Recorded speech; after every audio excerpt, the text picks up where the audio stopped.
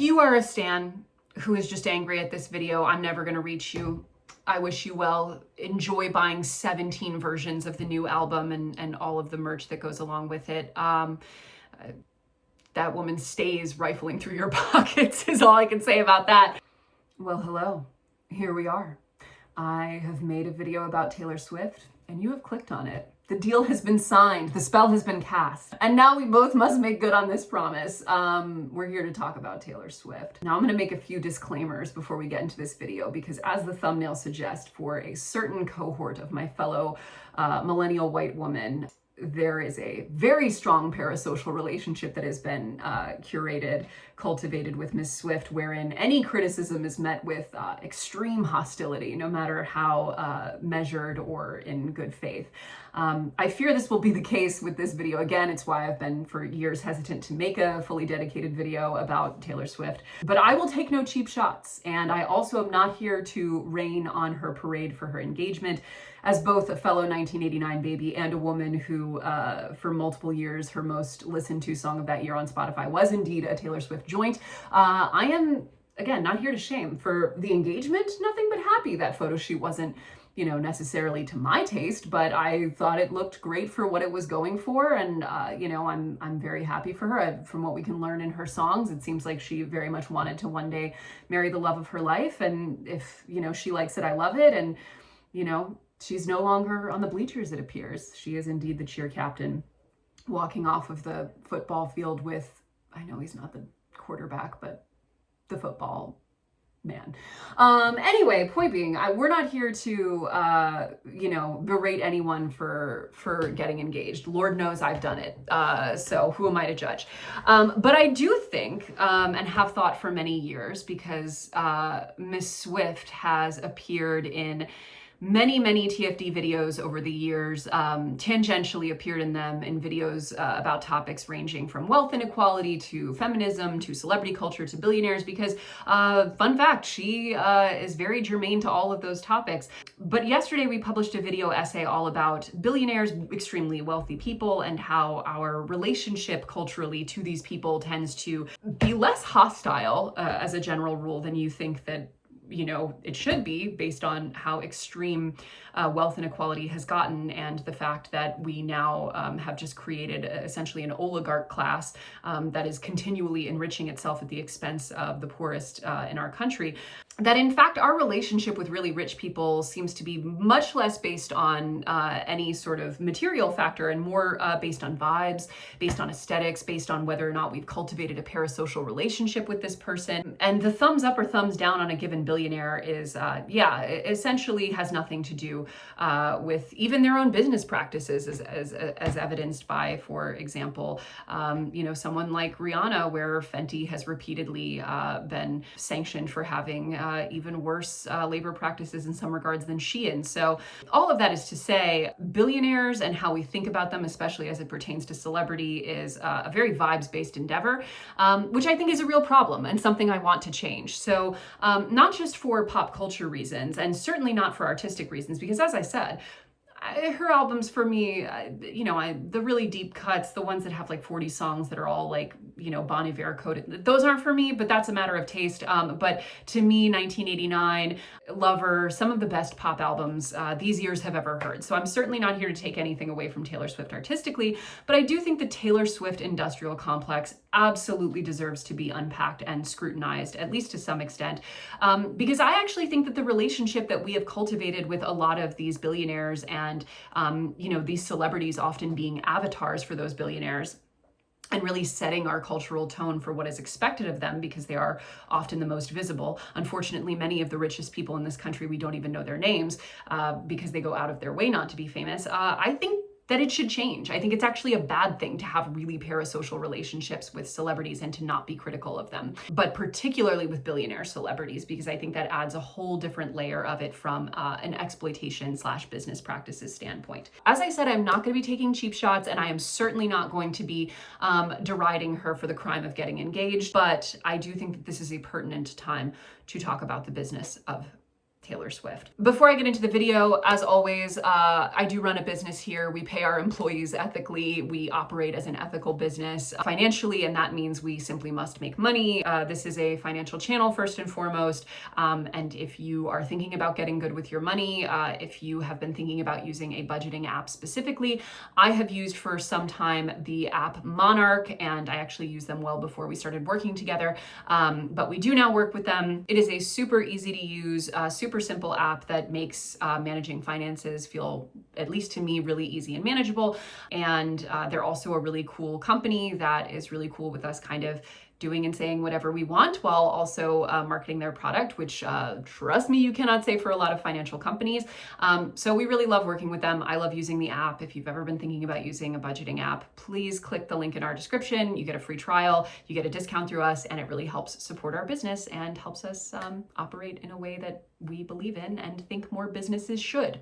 Anyway, so if we're going to talk about Taylor Swift, I think we need to take it all the way back to Taylor Swift's origin, sort of her come up, if you will. Now, I've gone on the record multiple times as saying that I think that her sort of cultivating and then dropping the whole country persona relatively early in her career, many people think that that's a sign of sociopathy or being duplicitous or sort of media manipulation or what have you. I actually think that's diva behavior. I'm very much a fan of the old school divas, Cher and Celine Dion being two of my all-time greats, also problematic queens in their own right, and I am certainly never above criticizing either of them. Celine less so, but like, for example, I'm never gonna get on board with the fact that her love story is some amazing love story. Like, diva was groomed, and her whole family should be culpable for that. Like, that story is dark as hell. But will I still be front row crying at a Celine Dion concert? Absolutely. To me, that is the difference between a parasocial and a sort of healthy fan relationship, but that's neither here nor there.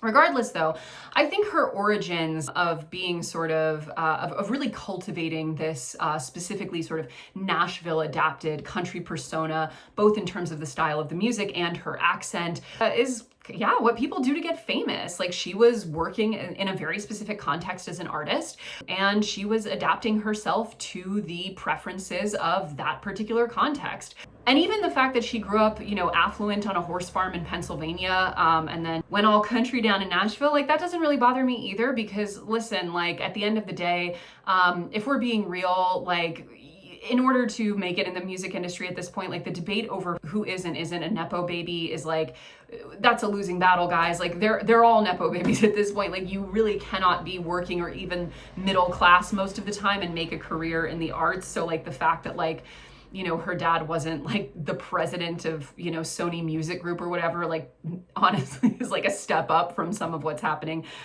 with some of these major music artists. So like, that doesn't bother me more than, you know, wealth inequality generally bothers me, or the sort of Nepo baby phenomenon generally bothers me. And also the fact that she adapted her voice and presentation to sell a certain type of music and then dropped it when it was no longer expedient, or she wanted to pivot to a different kind of music. I think that's what divas do, honestly. They shapeshift. And in fact, that sort of mercenary approach, even as a teenager, to what does and doesn't sell in the kind of context you work in, I think is cool as hell, and I wish more artists did it.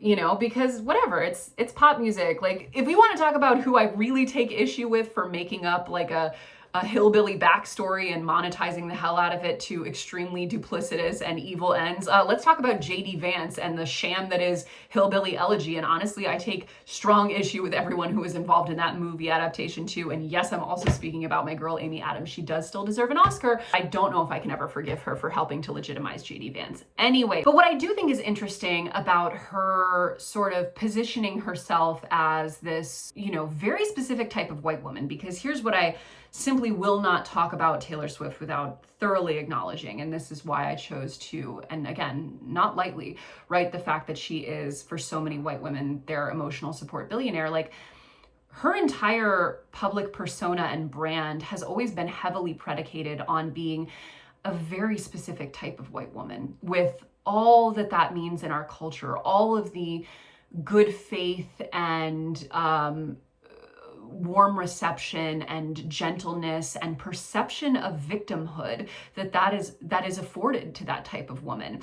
You know, it is not lost on me whatsoever that so much of her musical sort of body of work, even at the absolute height of her commercial successes, was really predicated on positioning herself as an underdog, both to the world at large, but also to the men in her life, even to the, you know, men that she went to high school with all the way back in her very early days. And coming onto the musical scene as a twangy, blonde-haired, blue-eyed country artist, like, that is a very, very strong and specific positioning that really sort of establishes not just the role you play musically, but also the role that you play in culture. And again, what kind of reception is afforded to you. And I think that, you know, when we think about how much of her career throughout sort of all eras of it have really, again, been predicated on this positioning of being an underdog, even when it comes to things like buying back her masters, which we'll get into shortly, you really, to me, and you feel free to disagree in the comments, I'm sure people will, that kind of positioning at all, period, but especially once you have started to achieve the heights of success that she has, which is by so many metrics completely unprecedented in the history of pop music, that is really not just even only afforded to white women. It's only afforded to white women generally, but even more precisely to a specific type of white woman. A white woman who is, I mean, I can only describe as white, you know, like this is a woman who, to take it all the way to today, the aesthetics of her Instagram photo shoot, even the caption that was placed on it, like, that is a very specific type of white woman. One that is coded and ensconced in all kinds of innocence and trustworthiness and a representation of a very specific kind of Americana and American culture.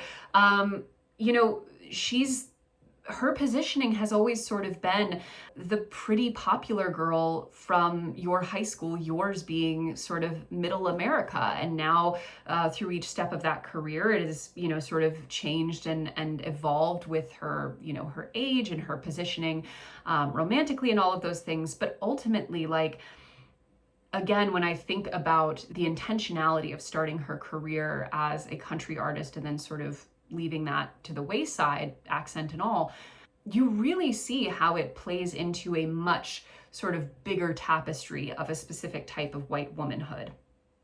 And I think, you know, around, you know, 2015 and especially up through 2017 and kind of the Reputation era, where again, a lot of the sort of implied underdog positioning and victim positioning of a lot of her music was made very explicit in the fallout of, you know, the Kim Kardashian Kanye saga and, you know, the big public backlash against her, when it was really made very sort of explicit, this positioning of her as coming back from behind and all of that, even though, again, if you look numerically, monetarily, etc., at the years preceding it, she has basically never not been succeeding, never not been on top. You also see a lot of the music and especially public branding being really kind of suffused with this very, in my opinion, girl boss coded type of feminism. Now, I want to say that this was very much not limited to Taylor Swift. If you even want to take it all the way back to like Beyonce's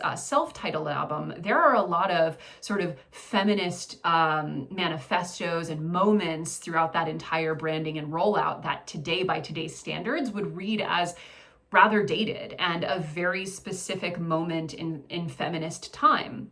And I say girl boss for the sort of Taylor Swift representation of feminism, not just because a lot of it is like, again, very sort of white woman coded and about the aesthetics of it as much as it is actually about the sort of feminist theory or politics, if you will, but also because a lot of it has to do with kind of the marrying of extreme, dedicated, sort of undeniable financial success and ascendance, and a very sort of feminine coded perception of what it means to be well liked, to be popular. You know, during this era, we see a lot of Taylor Swift sort of surrounded by the other most famous women in the world. There was even that brief period where she was like even bringing like fucking Lena Dunham on stage to come dance with her.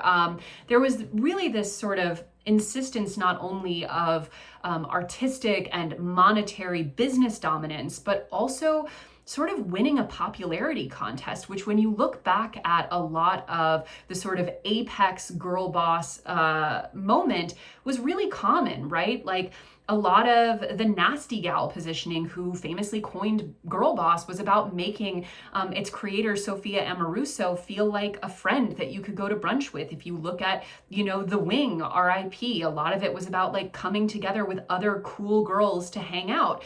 And obviously a lot of that was very wrapped up in a specific type of feminine aesthetic, but it was also fundamentally about like the art of creating community and power through specific enrichment of certain women. Like, there was a positioning that Taylor's success was not just her fans' success, but her friends' success, that they were all winning if they were on her team. Which again, like if you take a lot of it back to things like the school metaphors and the very sort of youthfully oriented metaphors that have sort of woven throughout all of her musical body of work, like you see that this functions on a very literal sort of popular girls' lunch table level. Which again, in addition to being a very specific type of femininity, is a very specific type of white woman's gambit. And again, I think when you look at the aesthetics of her engagement photo shoot, it feels like the apex of it. It's like the absolute nicest version of what a really popular girl from your high school would do as her engagement photo shoot. Even the caption references high school. And I think that this branding is obviously extremely successful, extremely lucrative, and resonates very clearly with not just a specific type of woman who echoes it, but also just women generally, because I think it taps into several very primal ideas, not just in American culture, but in really global culture, about what it means to be a popular, well-liked woman. But I'm most interested, I think, when I think about the business of Taylor Swift, because I think for as much as she represents a very specific type of really honestly fairly ruthless artistic monetization and celebrity monetization, I think she does have a very, very resilient level of popularity and an extension of good faith from a very large fan base that I personally find kind of baffling. Like, I think there are a lot of artists who frankly commit fewer sins on a global stage, who I think are criticized so much more regularly and so much more readily. And I just, for Taylor Swift in particular, I think there's such a dissonance between the actual business of her work and the material outcome of a lot of what she does. And the way that it is received. So for example, the buying back of her masters. Now, I think there's a few layers to it, and I'm going to link you guys in the description to some really interesting music industry breakdowns about this. But I watched a few videos yesterday, specifically from other small music artists, about the fact that her buying back her masters was actually a pretty complicated, nuanced thing for artists. It's not necessarily a win for smaller artists. On the one hand, you could position it as her sort of fighting this battle to win back artistic control over her work, could, encourage other musical artists to advocate for the same at point of signing. And it's sort of an awareness campaign in that regard. But it's also made it so that a lot of record labels now are being even more sort of predatory in how they secure IP when signing artists, specifically to prevent another case like this. It's also worth noting that she spent over $360 million on this battle. So it is certainly not something that 99.9% of artists could realistically replicate. It is also something that she stands to benefit from enormously financially, both sort of through the retroactive reclaiming of this IP, but also through all of the new releases of the re-recorded material that is also being sold separately as its own product, which is a big part of her sort of revolutionizing the music industry in the way that it is monetized. And on that note, like even outside of the experiential aspect of her music, like her record-breaking tours, which I'm never going to begrudge a musical artist for touring to visit their fans with their music. I certainly go to concerts myself. Obviously, the environmental impact of, concerts at this scale are something to be discussed, and we'll get to that in a second. But like the level of merchandising and re-releases and multiple exclusive editions and sort of essentially turning one musical event or artistic output into essentially dozens of points of monetization that Taylor Swift does for her album releases. Like, it is very interesting to me that that is often like the fact that she'll release 4 editions of an album that are all the same in terms of content, but have slightly different packaging, and you have to sort of collect them all in order to make one complete set, like she did with Midnight's. To me, as a somewhat outsider in that, again, I enjoy her music to a reasonable extent, but I'm certainly not a stan, like that over monetizing and specifically sort of repeatedly cashing in on your most dedicated fans, like that seems like an unappealing thing for a musical artist to do. It seems not predatory because people have the option to spend or not spend, but it seems at minimum like a little bit of a shakedown, like a little vulgar. Like you're already a billionaire. Do you really need to be finding ways for your biggest fans to buy the same album 5 times? Like it's hard to understand how that would be perceived as a positive thing by a fan base. But what's really striking to me is that a lot of people will point to that as, you know, a really savvy business move, as a really kind of innovative blend of, you know, business savvy and artistic achievement, which to me, again, speaks to Taylor Swift in many ways being sort of the apex of a very girl boss understanding of what it means to be a successful woman, because what you're really celebrating is the enrichment of one already extremely wealthy woman at the expense of a lot of women who don't have a lot of money, i.e. most of her fan base. And again, I think when we talk about how this is framed, how sort of the underdog narrative is always granted, or at least sort of accepted in her own telling, to me, whether that's through the way Buying Back Her Masters is framed as sort of a universal achievement for the music industry slash feminism, or, you know, the hyper monetization of her album releases, like the grace that is given in its interpretation and the framing of her as an underdog, to me, again, is the kind of thing that is only afforded to a very, very specific type of white woman. And it's no surprise to me whatsoever that her branding continues to hit on those same notes over and over again, because if it didn't, I don't think we would have nearly the same warm reception to those kind of pretty nakedly opportunistic business maneuvering. You know, similarly, when it comes to the politics of it all, now what's well established is that although Taylor Swift occasionally speaks up on certain political issues, like she endorsed Kamala in September of 2024, she'll every now and again weigh in on a specific campaign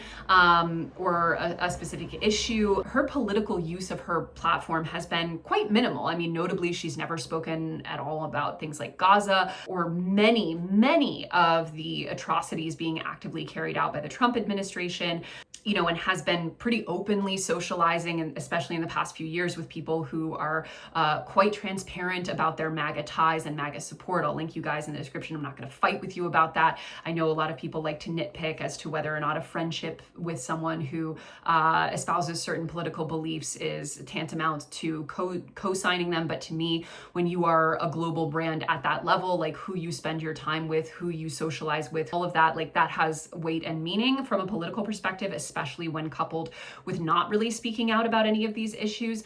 And I think like what's very obvious to me is that of course she wouldn't speak on these issues. An enormous amount of her most lucrative and important fan base is probably MAGA. They probably range somewhere on the spectrum of don't give a shit about most of these issues to actively support a lot of the things that are happening, whether that's to do with Gaza or domestic issues. So it totally makes sense from a business perspective why she would not want to alienate this fan base. But what is crazy to me is the sort of knots that more progressive Taylor Swift fans will twist themselves into in order to justify or explain or rationalize this lack of speaking out on a lot of these issues. Now, I want to be very, very clear that the same can be said for a lot of massive celebrities, a lot of people with public platforms. And I absolutely don't endorse it in any case whatsoever.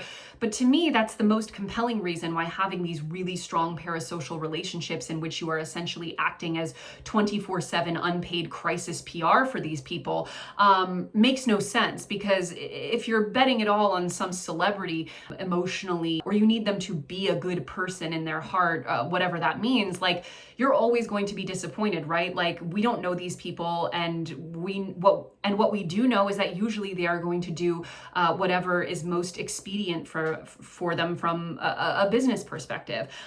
But people, I think, again, including people who would otherwise be very vocally disappointed about the fact that she is very clearly not using her platform for the vast majority of it for any sort of productive political or social ends, like people who would otherwise be very upset about that are really eager to sort of not just excuse it, but to find a reason why it's actually okay, or maybe she's playing 3D chess and we don't realize, or what have you.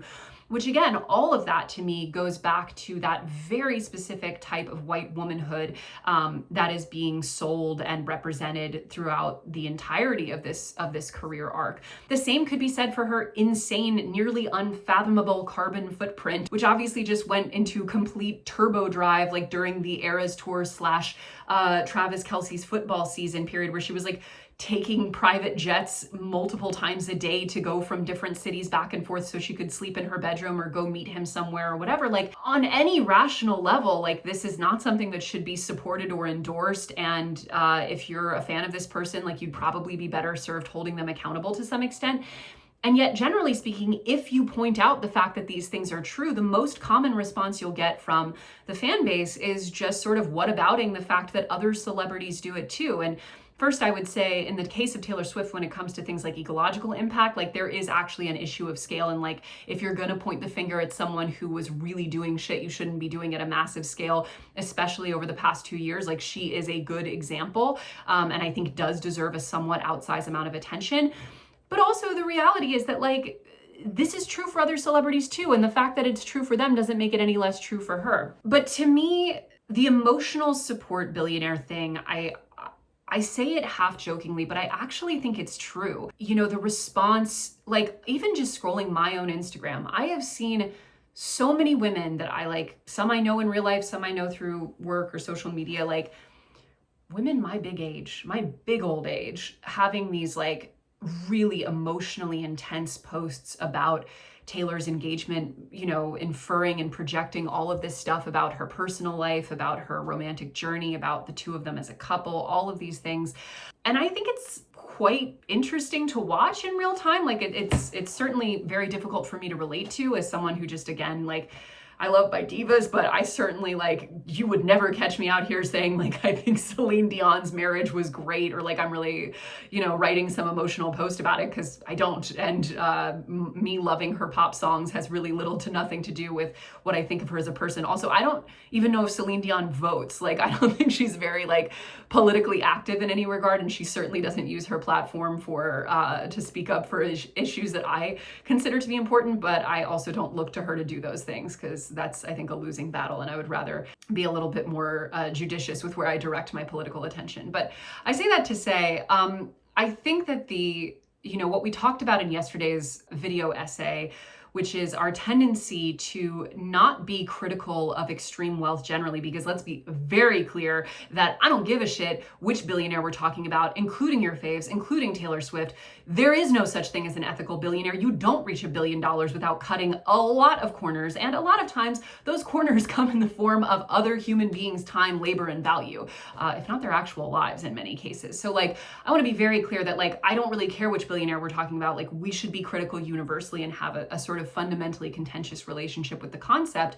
But ultimately, often we are just entirely basing our opinion on a billionaire or an extremely wealthy person on their vibes, their aesthetics, and the presentation and performance of their wealth.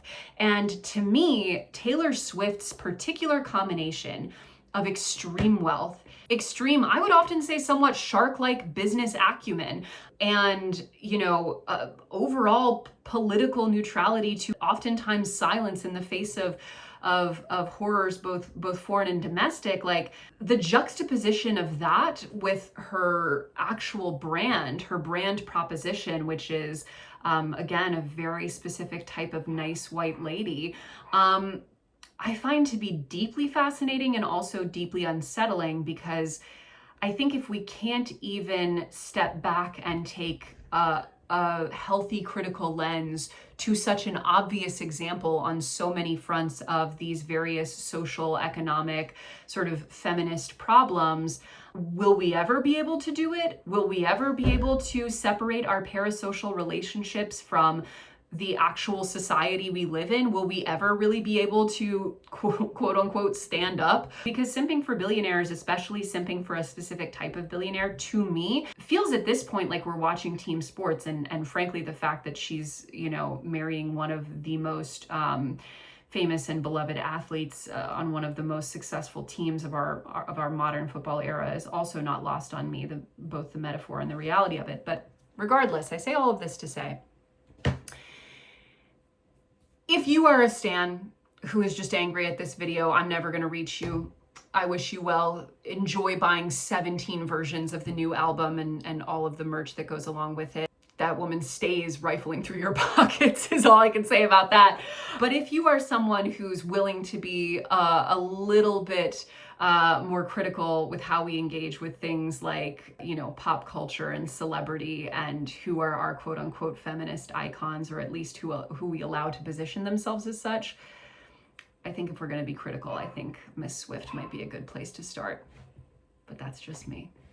Bye, guys.